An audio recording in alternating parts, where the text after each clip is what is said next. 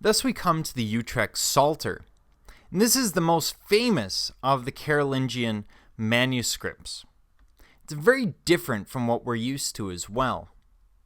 Here we see the use of these wispy line drawings, almost evoking the past with this antiquated style, both in terms of script as well as in format. And it's a literal, not a narrative illustration of the Psalms. So when the Psalms, and this is in the book of Psalms, that's the meaning of Psalter, when the book of Psalms uses metaphor, these images are creating that metaphor in visual terms. So these are not actual events that we're seeing depicted, rather they're literal translations of what's going on in the text, because there's no part of the Bible that I'm aware of where goats stand up and apparently attack the tabernacle of King Solomon. Nor are there times where these animals seem to be getting ready to invade in some way, shape, or form. And here we see a number of narratives being depicted over the landscape, a number of different stories and ideas. The text has to be read to decipher the pictorial riddles.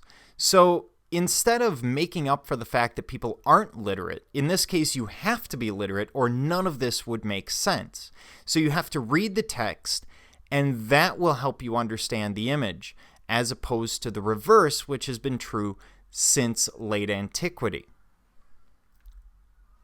Then we come to the Palatine Chapel, and this is the palace and chapel for Charlemagne. It's large-scale stone architecture, and really impressive for the period. So as we look at the basic layout, we see it's a central plan structure with an ambulatory surrounded by a palagonal sanctuary supported by 8 piers. And we see a second level. This would be the imperial gallery up on the second level.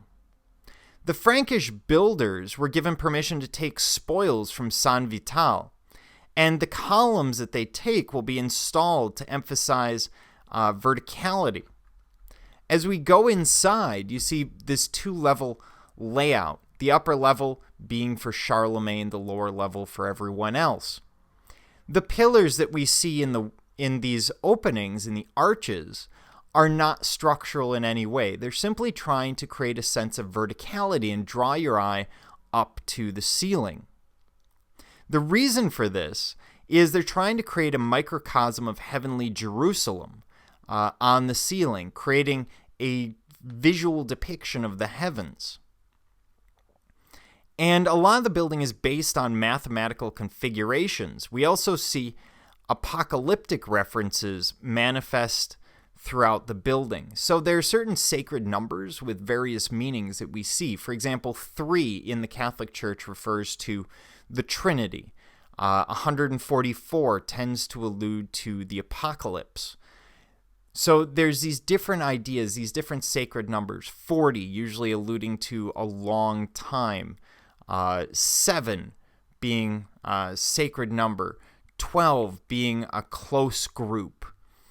And these numbers are incorporated in proportions, for example, the height to width of a wall, but they're also much more obvious, such as these pillars breaking up the arches into 3 separate sections. The throne of Charlemagne would have been in the royal gallery, and this was made from spoils of late antiquity, primarily Christian sarcophagi. So this sort of developed the idea of a microcosm of their universe. Above most of the people, we see Charlemagne. Beneath him, we see the people and earthly terrestrial reality. Directly across from him, we see the main altar dedicated to Jesus, and above we see Jesus in majesty, as we've seen from the Byzantine. Now in 814, Charlemagne will be buried in the chapel, and supposedly Emperor Otto III in 1000 will exhume the body and discover when he opens the tomb that Charlemagne was seated upright with a book in his lap and a talisman around his neck, which is tricky because there isn't a lot of evidence that Charlemagne himself was illiterate. But leaving that aside, it would appear to be a miraculous find.